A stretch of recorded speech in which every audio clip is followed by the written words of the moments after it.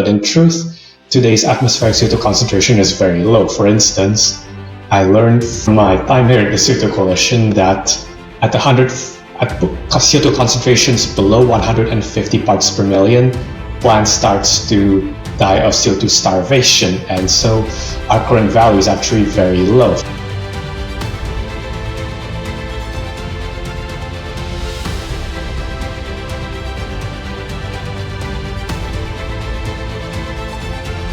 This is Climate Debrief, brought to you by the CO₂ Coalition.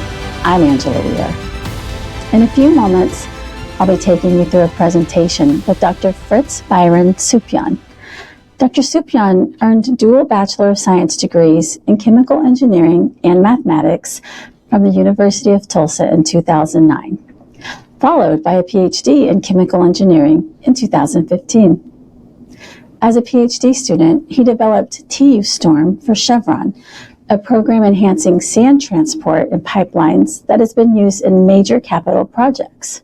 He later worked as a postdoctoral research associate at NETL on carbon capture systems, energy projects, and improvements to the in-house Focus software.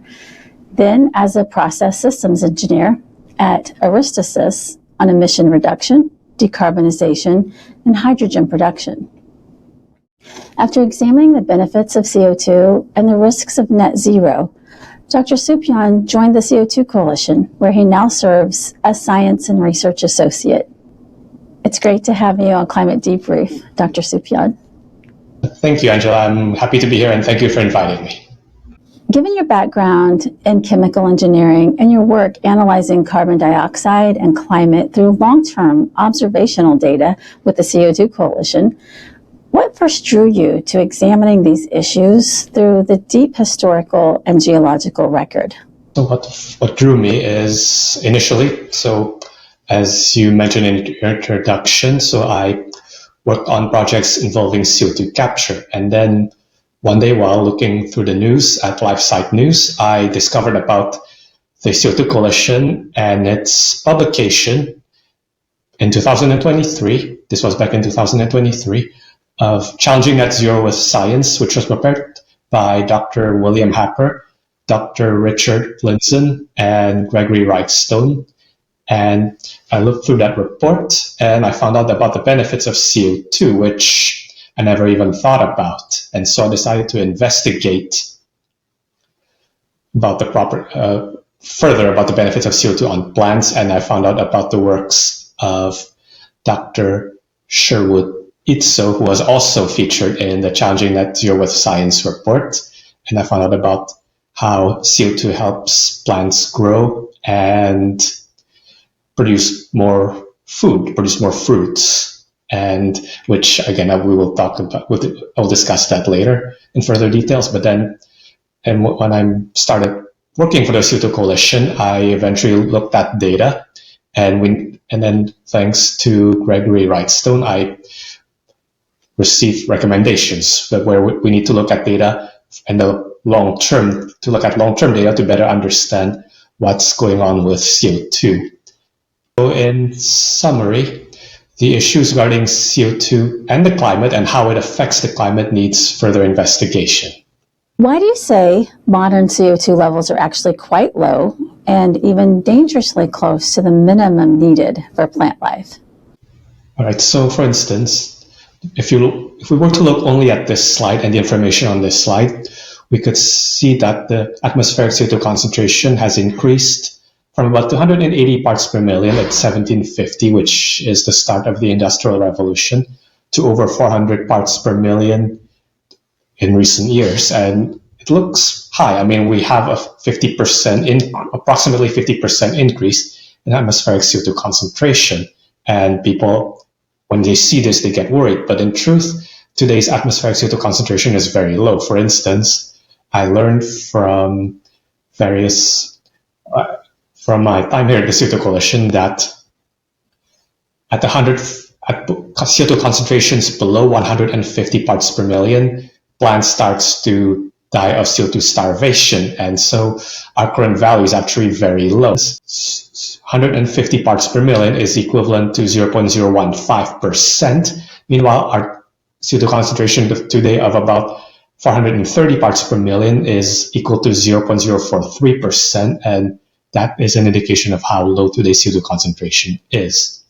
And furthermore, if we were to look at a longer geological time scale, we could see that today's CO2 concentration, or CO2 concentration in recent years, shown in the blue curve in the lower right-hand corner, is actually very low when you compare that to this atmospheric CO2 concentration over the past 400 plus million years. So basically this chart shows the atmospheric CO2 concentration on the y-axis, and on the left side, the x-axis is on the scale of million years before the present, and on the right side, the x-axis is in the scale of year, in the scale of year. And the black dashed line shows the 150 parts per million minimum for plant life. And we can see that based on this chart, there were times in the geological past, hundreds of millions of years ago, there were times when the atmospheric CO2 concentration came dangerously close to this lower limit for plant life. And likewise, at the beginning of the Industrial Revolution, at the atmospheric CO2 concentration of 280 parts per million, we also came very dangerously close to this lower limit for plant life. And therefore, the recent rise in atmospheric CO2 concentration is actually a positive development rather than something to be feared. And plants are thankful for that. These images show pine trees growing dramatically larger with higher CO2, satellite evidence of global greening, and the large gap between outdoor and typical indoor concentrations. How do these three pieces of evidence change the way we should think about rising atmospheric CO2? So as I mentioned previously, plants are thankful for the increase in the recent increase in atmospheric CO2 concentration, and these images show that. And these images show Dr. Sherwood Itso standing next to four different pine trees, each grown at different CO2 concentrations. And this image actually also comes from the Challenging Net Science report. And these images show that at higher CO2 concentrations, the pine tree grows bigger and taller, which means that CO2 is beneficial for the growth of plants rather than being detrimental. And so increased CO2 concentration is actually, as I mentioned, a positive development rather than something to be feared. And if we want to look at the big picture, map right here, taken from a research article by Gutierrez, Hernandez, and Garcia, published in 2025, shows the normalized difference vegetation index. So it's basically a quantity that shows how green the Earth is. And the trend, it starts at 1982 and ends at 2023. And the map shows that multiple areas around the world, including Europe, China, India, as well as various parts of Latin America and eastern parts of the United States and Indonesia, are experiencing greening, which means that vegetation is actually getting healthier in those regions rather than getting worse. So, and NASA has also attributed 70% of this development of greening, or the increase in vegetation, to increased CO2 concentrations, or to CO2. I mean, CO2 is credited for 70% of this greening by NASA. As far as the effects on humans, basically this table shows the typical, or the CO2 concentrations that we could be exposed to in various circumstances. So for instance, in the first row, we have the average atmospheric concentration of nearly 430 parts per million in the year 2025. That value, when you compare that to indoor CO2 concentrations, they're actually very low. For instance, in elevators and large conference rooms, we can have about 50% more CO2 concentration, and the atmospheric and the CO2 concentration in various places like submarines and airplane cabins can be 5,000 parts per million or higher. and yet people are still doing fine. I mean, our sailors are doing fine in submarines, and whenever we fly, we're also doing fine. We're not feeling faint or anything. And so the our current increased atmospheric CO2 concentration is not endangering humans. In fact, the CO2 concentration only becomes dangerous at concentrations of above 10,000 parts per million, which is, let's say, about 25 times higher than the current value.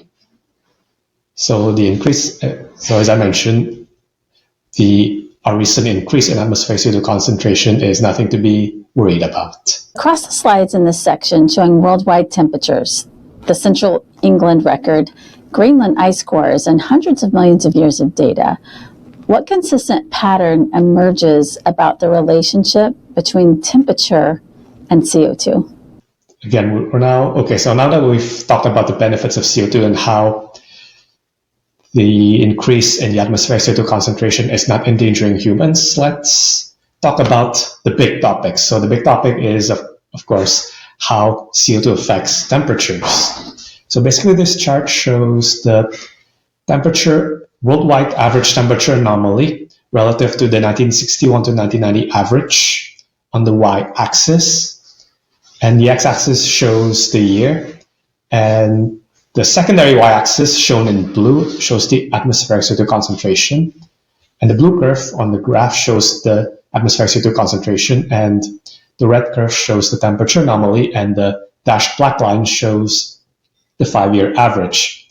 And basically what this graph shows is that from the late 1800s to the early 1900s, we have a decreasing trend in temperature despite the increase in atmospheric CO2 concentration.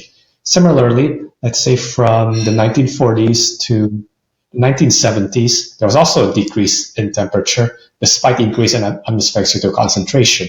As a matter of fact, it was also during this time period when we have newscasters, including Walter Cronkite, as well as celebrities, including Leonard Nimoy, talking about the incoming ice age. So rather than being worried about global warming, back then, they were worried about global cooling and how we are in danger of approaching the next ice age, which we all know that did not happen. And so the fact that we have cooling periods in the temperatures, despite the increasing atmospheric CO2 concentration, suggests that CO2, while it does affect the temperature while playing a minuscule role, but it's not the only factor that affects Earth's temperature. There are a lot of other factors that affect Earth's temperature, including the tilt of Earth's, the Milankovitch cycle, including how the Earth's orbit around the sun is elliptical, the tilt of Earth's axis, and how the Earth spins around the sun, as well as solar activities, which again are beyond our control.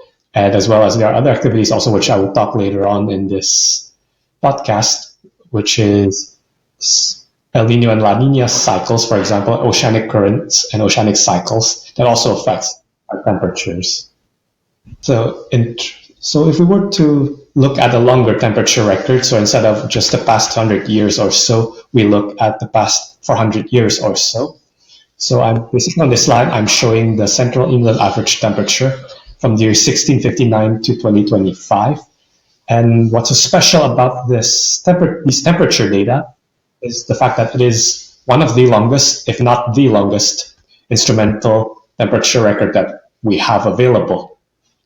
And once again, similar to the previous chart, the y-axis shows the temperature in red. The second y-axis in blue shows the atmospheric CO2 concentration, and the x-axis shows the year. And the blue curve shows the atmospheric CO2 concentration. The red curve shows the temperature, and the black dashed line shows the 5-year average of the temperature. And based on these data, we see that from the late 1600s to about the mid 1700s, we see an increase in temperature in central England, despite the fact that the atmospheric CO2 concentration remains fairly constant, and at about a value of about 180 parts per million, which is about 50% lower than today's value. So the fact that the CO2 remains flat during this time while the temperature increases, again, further shows that CO2 is not the only factor that affects Earth's temperature. And I also like to add that this increase in temperature that occurred from the late 1600s to the mid 1700s also could serve as a foreshadowing to the warming that we're experiencing today, which is a recovery from a cold period known as the Little Ice Age.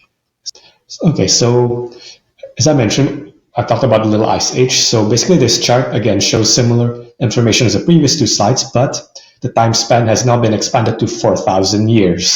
So once again, the y-axis shows the temperature as well as the red curve.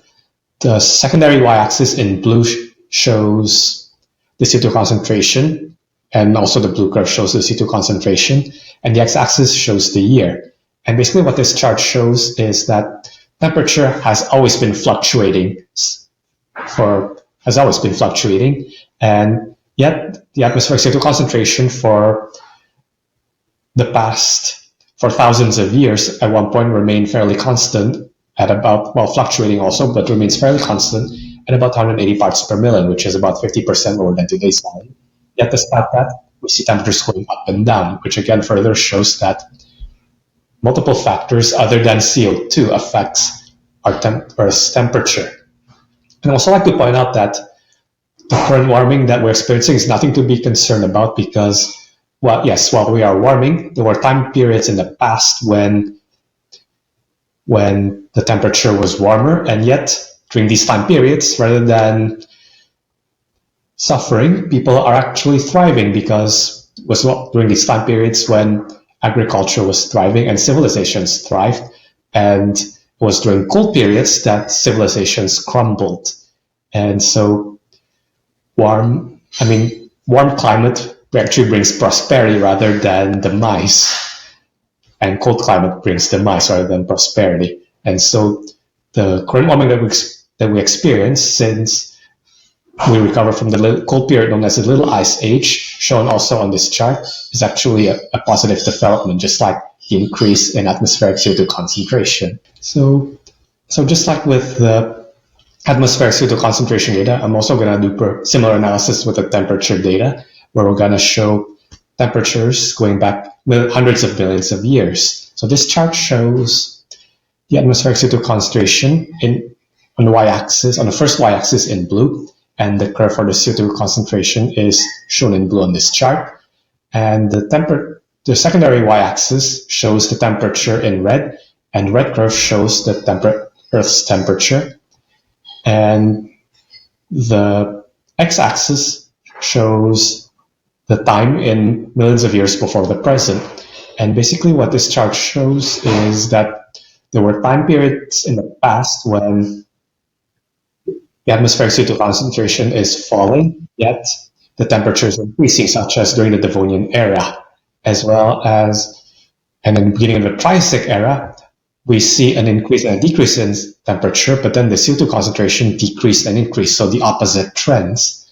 And likewise, we also see that, for example, in the Tertiary period, when there was an increase in atmospheric CO2 concentration, yet the temperature also decreased, and which again is an indication of how CO2 is not the only factor affecting the temperature. Now we'll cover everything from cold-related deaths to lengthening growing seasons in the U.S. and Arctic, rising cereal yields, and global food production outpacing population growth. Taken together, what do they tell us about the real-world effects of the modest warming we've seen? So, thank you, Angela. So, as I mentioned previously, civilizations thrive during warm periods and crumble during cold periods, and we still see that pattern today. For example, this chart shows data presented by Zhao et al. In their 2021 paper, and the data show that the number of people, or the percentage of people who died from the cold, far exceeds the percentage of people who died from the heat during the time period of 2000 and 2019, so in the past 2 decades, in other words. So therefore, a warming climate is actually beneficial for us, as it could prevent prevent and reduce cold-related deaths. Now, in terms of agriculture, so in terms of agriculture, so the modest warming that we are experiencing is actually also beneficial for agriculture, as it extends the length of the crop growing season, which means farmers have more opportunities for planting and for harvesting, which means more food production for all of us. And this map basically shows how the growing season has lengthened around the world, where green shows a lengthening and red shows a shortening. And in most parts, in multiple parts around the world, including especially Scandinavia here and also central North China and Central Asia, we see a significant amount of lengthening of the growing season. And then this map here shows a close-up of the Arctic region, and similar to the two regions I mentioned previously, the Arctic region also is the benefit of a lengthening of a longer growing season, where in this map the color green represents a lengthening of the growing season, while the darker color of red and brown shows a shortening of the growing season. And we see again multiple parts experiencing longer crop growing season, including Scandinavia and northern Russia and eastern Russia, as well as Alaska and northern Canada. And finally, for the United States, this chart right here shows how the crop growing season has grown. So the y-axis shows the deviation of the length of the crop growing season in terms of number of days from the long-term average, and the x-axis shows the year. And this chart shows that since 1895 to the 2020s, we've had an extension of the crop growing season by nearly 2 weeks, which is, again, as I mentioned, a good thing, a positive development for farmers, as it allows them more time for more plantings and harvesting. So speaking of harvests, this chart here shows the crop yield data for the 4 most produced cereals during 2010 to 2024. And these data are obtained from the United Nations Food and Agricultural Organization, or UN's FAO. And in each of the y-axis of these 4 charts, we have the crop yield shown in black, and as well as the black curve. And we have the atmospheric CO2 concentration shown on the secondary y-axis in blue, and the blue curve shows the atmospheric CO2 concentration. And the x-axis of these charts show the year.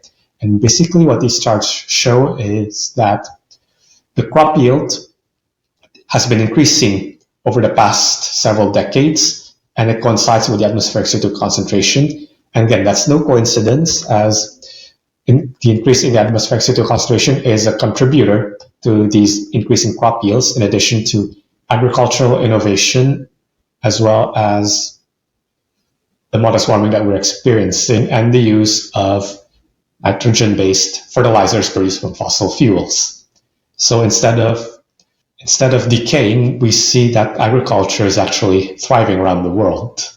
And continuing on this subject, so this chart right here shows data from OECD, which shows that from 1800 to about 2020, we see that population has been increasing, and likewise, but the total agricultural land use has remained fairly constant from 1960 to 2020. Yet despite that, the worldwide food production has outpaced the population growth, despite the land use being fairly constant. So this is again credited to increased yield and increased crop yields, which is credited, as I mentioned, to increase in the atmospheric CO2 concentration, the modest warming that we're increasing, as well as agricultural innovation and the use of fertilizers produced from fossil fuels. This concludes the first part of my interview with Dr. Frits Byron Soepyan. We hope you'll join us for part 2. Thank you for joining us on Climate Debrief. Executive producer is Angela Wheeler. Producers, Ethan Oddie and Scott Wheeler. You can find more episodes of Climate Debrief at co2coalition.org.